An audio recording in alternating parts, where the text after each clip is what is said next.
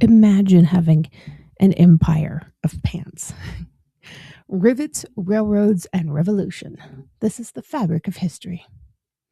There are inventions that arrive with a whole lot of fanfare and excitement and partying, but then there's other inventions that show up really quietly just to solve a problem that's so effective that the world eventually can't imagine functioning without it. And on May 20th of 1873, a patent was granted in the United States that would go on to shape not just clothing, but culture itself. It didn't look like a revolution at the time, of course. It looked like a practical improvement. It was a way to reinforce the stress points in work pants. Yet behind the simple idea stood two immigrants, a tailor and a businessman, who together would create something that would outlast generations. But understand how this happened, you have to step away from the modern fashion world, especially the modern fashion world, and step into the world of the American West in the late 19th century. This was not a world of style and seasonal trends.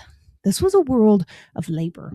Railroads were expanding across the country. Timber was being cut. Mines were being dug. Men worked super long hours under conditions that demanded strength and endurance and resilience and dirt and grit. These are a lot of the conditions that we today are mostly strangers to. And their clothing was expected to endure the same punishment that they did, but their clothing rarely ever did. The fabric tore. The seams would split. The pockets would fail under the weight of tools, nails, whatever else a man might carry back then. And for workers, this was not just a minor inconvenience. It meant replacing their clothing frequently, spending money they didn't really have to be able to spend. That was more than inconvenient. Sometimes that meant skipping a meal. Ugh, can you imagine? This was a constant source of frustration. The problem was clear, but the solution had not yet been perfected. So, enter to the story a man by the name of Jacob Davis. Jacob Davis was born in the Russian Empire in 1831. He trained as a tailor. Like many immigrants of his time, he moved across continents in search of opportunity. He worked in various places, including Canada and the United States, before he finally settled in the American West.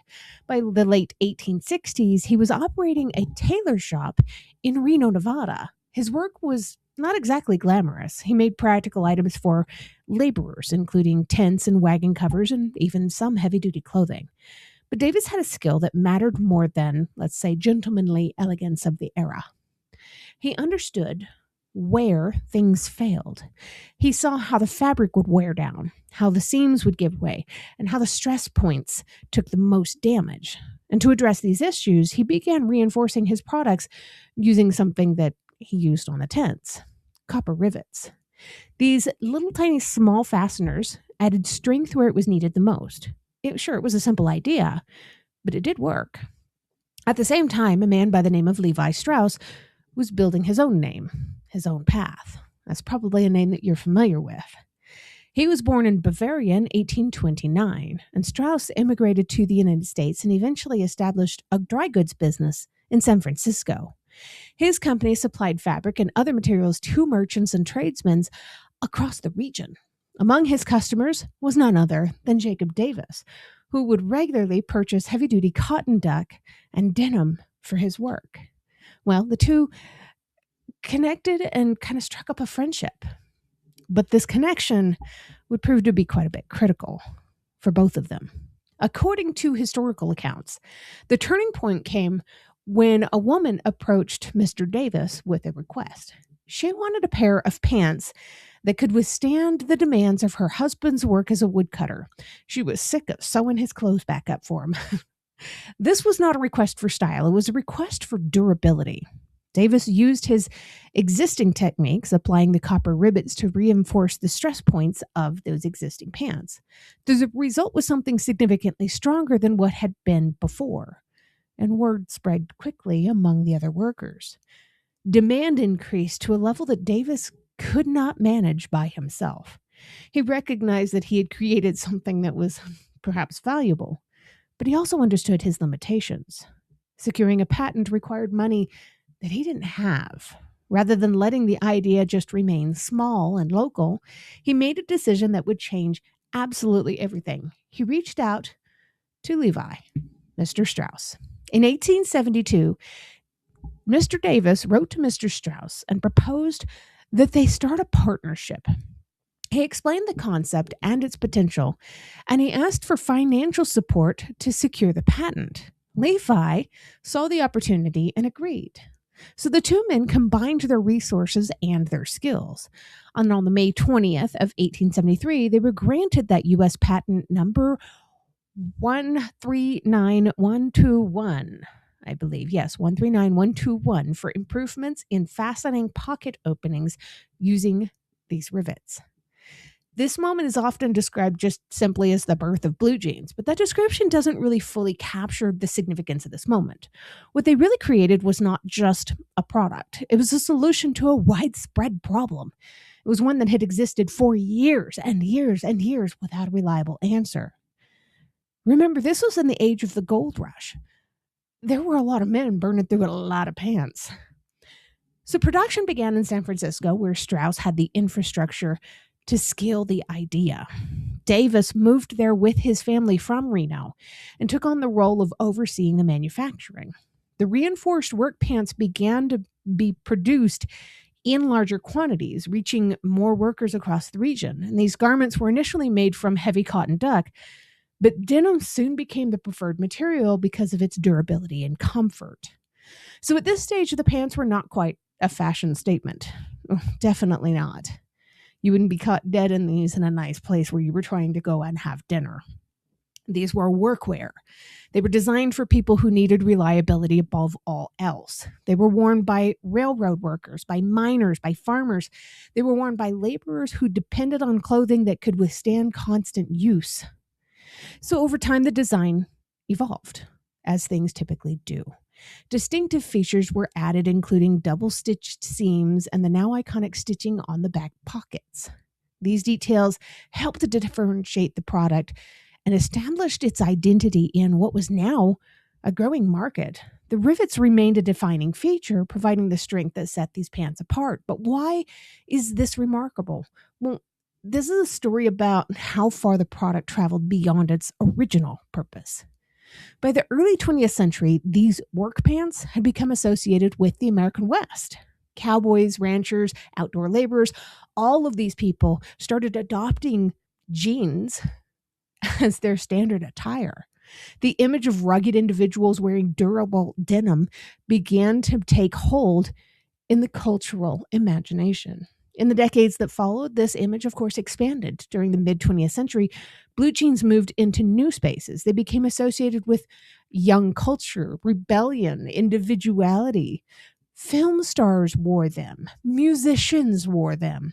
They were adopted by subcultures that thought that challenging norms and expressing identity was the most important thing in the world. This transformation was not planned by the original makers.